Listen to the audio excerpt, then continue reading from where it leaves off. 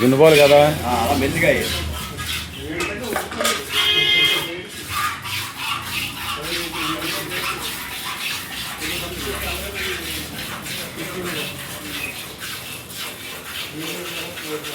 దూడ ఆడదూడా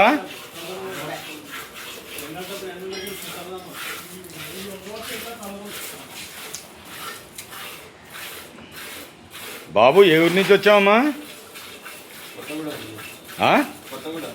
కొత్తగూడెమా? కొత్తగూడెం పక్కన ఏ ఊరు? చింతంచిలక. నీకు మనస్ఫూర్తారా నెప్పే కదా కొనుక్కున్నావు? నీకు ఎవరన్నా ఇబ్బంది ఏమన్నా పెట్టారా? వెంకటేశ్వర డైరీ ఫామ్కే కదా వచ్చావు? నిన్నెవరు ఇబ్బంది పెట్టలేదు కదా?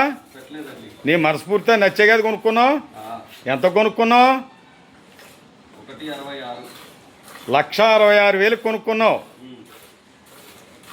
ఈ ఆటకి రెండో రోజు ఇది ఏమమ్మా? రెండో రోజు.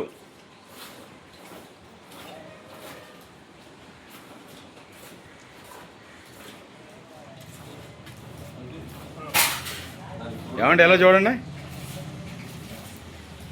ఏ ఊరండి మీది? కొత్తగూడెం దగ్గర చింతంచిలక.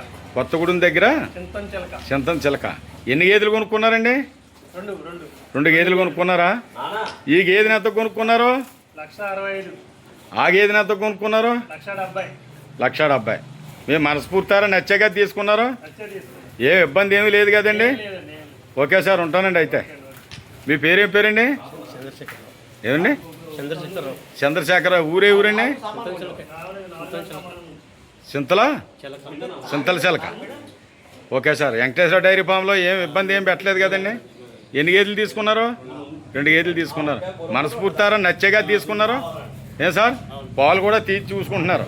జున్ను బాలండి అవి. ఏమండి? ఏం బాబు 4 దారులు ఎలాగొచ్చాయి? మెత్తగా వచ్చాయా? నేను మనస్ఫూర్తారా నచ్చిందా? నచ్చితేనే ఉండొచ్చుకో, లేదంటే వదిలేయి. ఇబ్బంది ఏమీ లేదు. ఏం బాబు నీకు నచ్చింది కదా? నేను ఎందుకు అంటున్నానంటే కొనుక్కుండేటప్పుడు కూడా రైతులు చాలా జాగ్రత్తగా చూసి కొనుక్కోవాలా. బాబు ఎలా చూడు, కొనుక్కుండేటప్పుడు చాలా జాగ్రత్తగా చూసి కొనుక్కోవాలా. ఈ గేదెలు అంటే గాజు వ్యాపారం నడిది. ఎక్కించేటప్పుడు ఏ విధంగా దిగిపోద్దో అలాగ ఉంటుంది. మనస్ఫూర్తిగా ₹3 పెట్టి కొనుక్కుండేటప్పుడు అన్ని విధాలు చూసుకుని కొనుక్కుంటూ మంచిది. మీ ఊరు చింతలచిలక, కొత్తగూడెం జిల్లా. ఏమ్మా? భద్రాద్రి కొత్తగూడెం జిల్లా. Okay sir. అయితే